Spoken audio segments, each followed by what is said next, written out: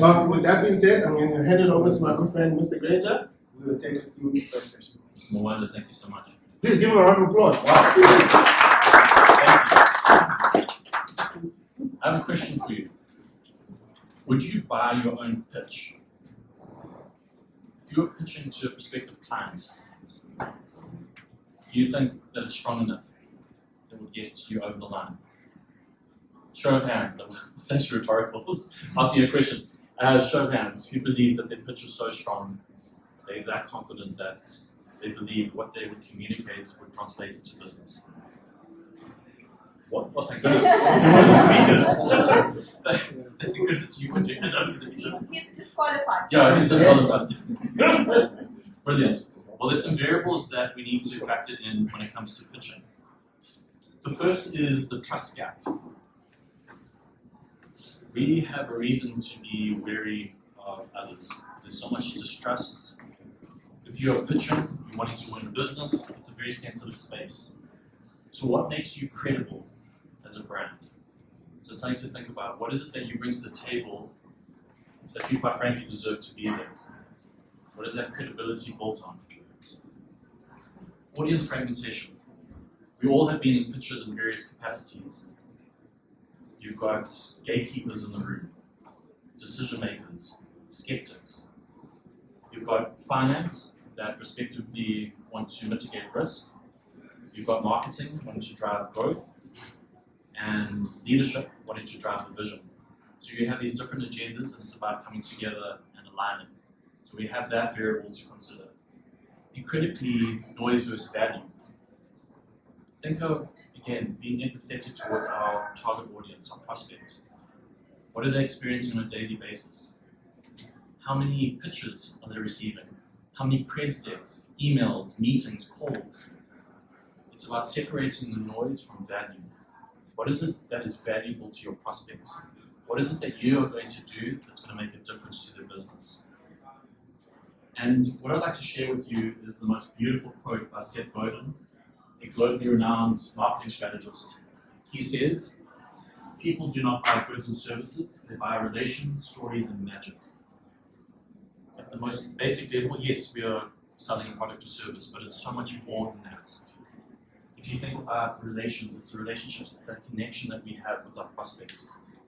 It's the stories. Remember, the stories that we share, we connect with, or potentially connect with, and that can entice us to do or take action. And critically, that magic of connection with people is so important. So what I'd like to share with you is a series of principles. What I really encourage you to think about is predicating your pitch on your audience. Being empathetic. What are they going through? What are those pain points? What are they struggling with? What are those hurdles that they're experiencing in their business? So take the time, think about what are they experiencing, what are they looking to get out of that pitch, and critically the work that's to be done. So that's the first piece, is segment your audience. Who's going to be in that room? I mentioned the various roles that your CFO through to your CMO will be experiencing and looking for. How does your message speak to them that it connects and translates? So that's the first piece, is be really empathetic, take your time, and reverse engineer your pitch to be based on what is that outcome, and critically what's important to them.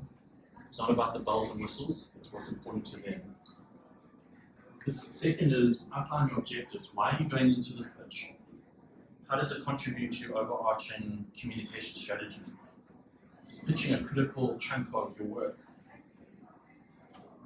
Go in thinking that the goal here is to win business. It's to win business. So be clear on why you're going into that particular pitch. What is the reason? It's to win work ultimately. This visual is quite graphic. Especially when it's on your screen, it's a little bit closer. It might be a bit too graphic, but the thinking here is hook attention fast. And what I recommend, and I found this really effective in developing brand and marketing strategies, is to predicate your communication, your pitch, on the problem that you solve. I'm going to be over stressing the importance of empathy.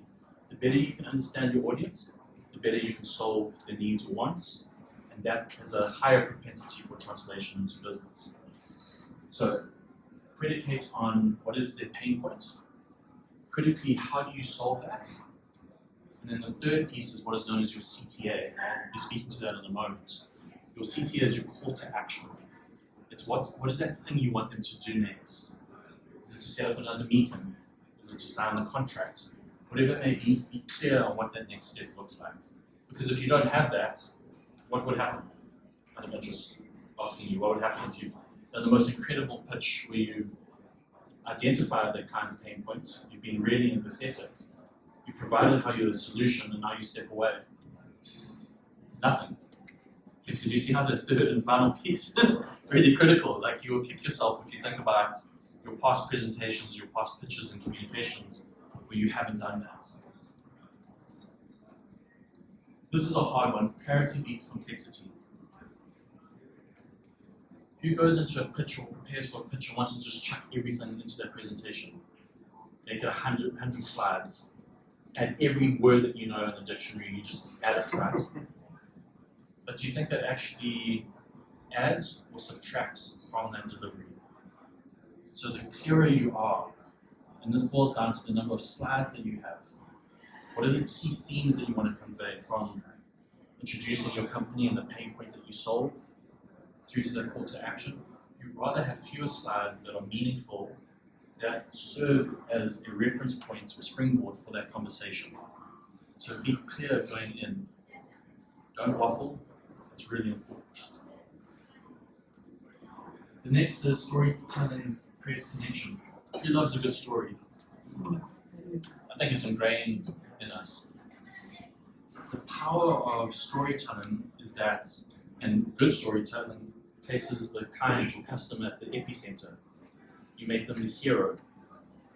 So if you can make your client the hero and how they solve a problem or contribute to solving a problem for a client or their clients, it goes a long way.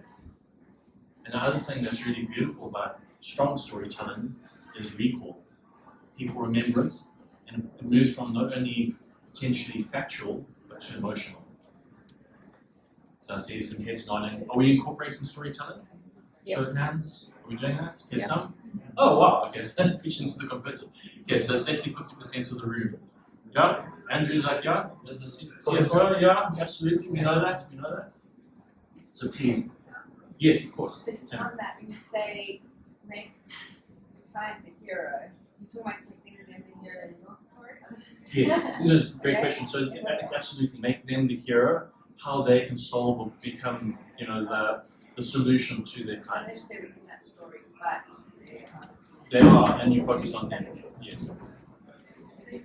The next is benefits meets features. We are very likely to want to push the bells and whistles. What really moves the needle is the benefits. How is this going to truly help me? That is marketing 101. How will this product or service, this brand, truly benefit me? It's not the feature. Feature comes secondary or second. So please consider that. What am I going to tangibly walk away with when you're pitching? You will walk away with A, B, and C. Be clear in that. Does that make sense? Absolutely. Fantastic. The next is evidence builds credibility. Are you familiar with the concept of proof points? Okay, so social proof would be a wonderful way of demonstrating that. There's a quote by Martin Yu, my globally renowned brand strategist. And to quote him, it's not what you said it is, it's what they said it is. Yeah. Okay, so some of you don't. It's not what you said it is, it's what they said it is. I can say I'm the best brand strategist in the world. Some of you be like, oh, just calm down. But the reality is, if someone like David says Simon's the best brand strategist, thank you for quoting that, I appreciate that. That carries water, that carries weight. So it's not what you say, it's what getting others, particularly your clients or customers, to validate. That could be in the form of testimonials, and the two formats for that is written, and if you can include a profile picture with that testimonial, with the client's permission, of course, and the intention behind how you plan to use it. The other that is really powerful is video.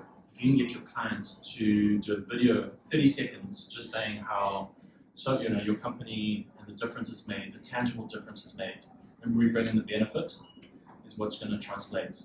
Going back to your client saying how wonderful you are. So please think about those proof points in your communication. It adds another layer in that pitch. If you can include some quotes from clients, include their logos, these are the brands we work with. Even in case of case studies, these are the brands that we've helped.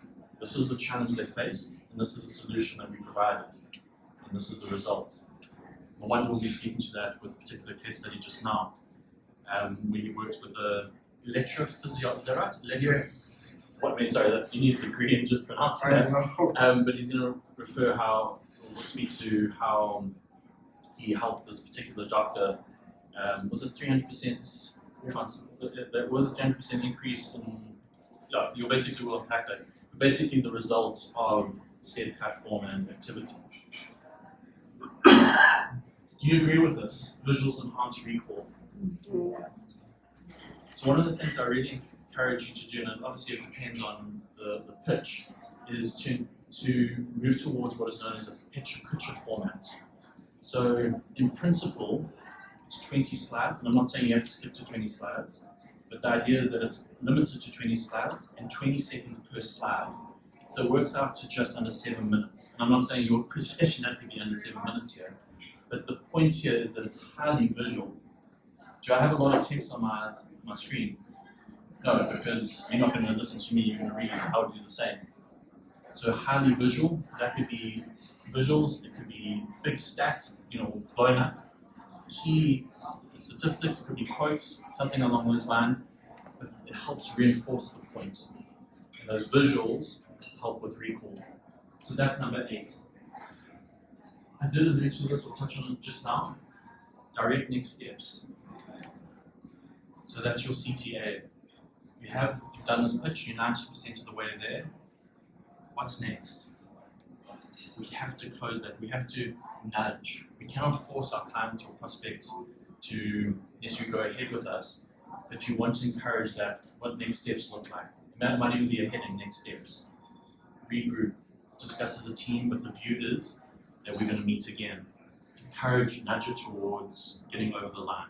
So please make sure that I said so often that part's left out, and it's so critical, as I'm sure you will agree. And the last point I wanted to share with you is measure what matters. Are you measuring the efficacy of your pitches? Are you just going in and hoping for the best? Or are you measuring and taking into account your roadmap and your objectives to say, are we getting in front of the right target audience? What is the percentage or ratio of the pitches that we are involved with translating into business? And critically, an extension on metrics was feedback. Anyone ask for feedback regarding a pitch or proposal, which is all formats? Cindy? Yes? No? Okay, so I have from time to time something I need to just do more of. I remember getting feedback. I was one of 3 respective service providers, and I didn't win the work, but I did ask out of interest, what could I have done differently because I'm looking to improve. And I got feedback saying I was too expensive. And I valued that. I wouldn't change my price because there was a lot of work involved. But that was a signal that helped me think about, well, maybe I'm not approaching the right target audience. So please think about where you can, particularly if you don't win the work, is to find out, just very openly, I'd love to learn from you, position it. If people are more receptive to giving advice and sharing their experience, I certainly found that to be the case. So if you don't win the work, ask, hey, I'd love to know, what was the reason. So yeah, those are the 10 points. And in summary, who's your pitch ready for? Are you getting in front of the right audience? Over the last 16, 17 years, I've been iterating and getting better at that. But it is a work in progress, and that's why I say it. You're not going to get it right. You have a hypothesis, but you have to test it to see what sticks. The second, is your message clear and simple? Is it really with all those slides that you have in your PowerPoint? Is there a single-minded message that people leave with? That's to the point, that's just succinct. And critically, does your pitch inspire action? I stress this for a reason, is if there's nothing off this pitch, what is going to come of it? So inspiring action is to take the next step. So that is my time, and over to Mwanda. Thank you.